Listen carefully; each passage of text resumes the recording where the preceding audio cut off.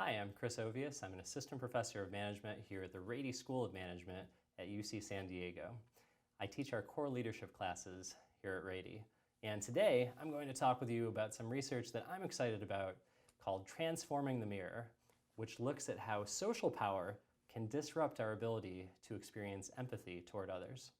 We mimic from the time we were babies. We do it with relatives, we do it with strangers, and we do it with friends. And mimicry has a profound array of social consequences. Mimicry is so incredibly important for our relationships. It helps us to form social bonds. When individuals mimic one another, they feel more similar to one another, they like each other more, and positive emotions are generated. Trust is generated from behavioral mimicry, and this all happens outside of conscious awareness. Traditionally, scholars who study mimicry have subscribed to this thing called the direct matching principle.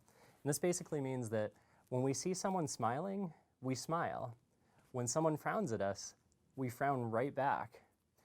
But we know from my previous research on power and status that hierarchical dynamics can sort of disrupt our ability to empathize with other people, to feel the same things that they're feeling, to know what they're feeling. And so I wanted to see, at this most basic level of muscle activation, does power really disrupt our ability to empathize with others? For our research, we brought participants into the lab and randomly assigned them to experience feelings of high power, low power, or neutral feelings. And to do that, we simply had participants write for 5 minutes about a time when they had control over someone else. That was the high power induction. Or for 5 minutes about a time when someone else had control over them. That was the low power induction. Or we assigned them to feel neutral feelings. After these feelings of high, low, or neutral power were activated, then we measured their mimicry of emotional expressions. To do that, we showed them a series of videos of people either smiling at them or frowning at them. And while they were watching these videos, we recorded the muscle activity in participants' frowning muscles, that's the corrugator up here, the smiling muscle, that's the zygomaticus major, that pulls the lip corners up, and that assessed the extent to which participants' own smiling and frowning responses were activated. These targets who were smiling at them further were described as being high-status individuals, or they were described as being low-status individuals. We found a couple really interesting personal power effects. For our low power participants, they actually tended to smile back at every sort of expression from every sort of individual. No matter who was smiling at them or who was frowning at them, they would always respond with a smile.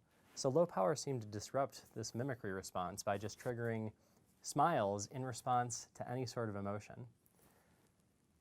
For our high power participants, they actually seem to be sensitized to the status of the individual who was smiling at them or frowning at them. When low status individuals were smiling at them, they mimicked those expressions and responded with smiles.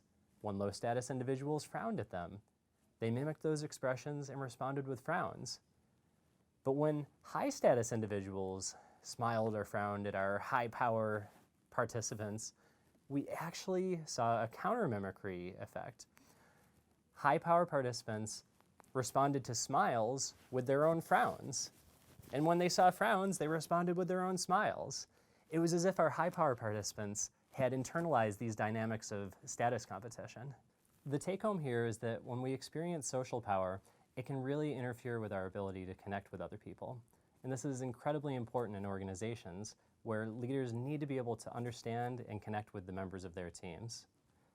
Right now, I'm working on interventions that can help powerful individuals become more empathetic and help coworkers to connect with one another. And this research helps us to deeply understand these barriers to empathy and points to some solutions to the problem.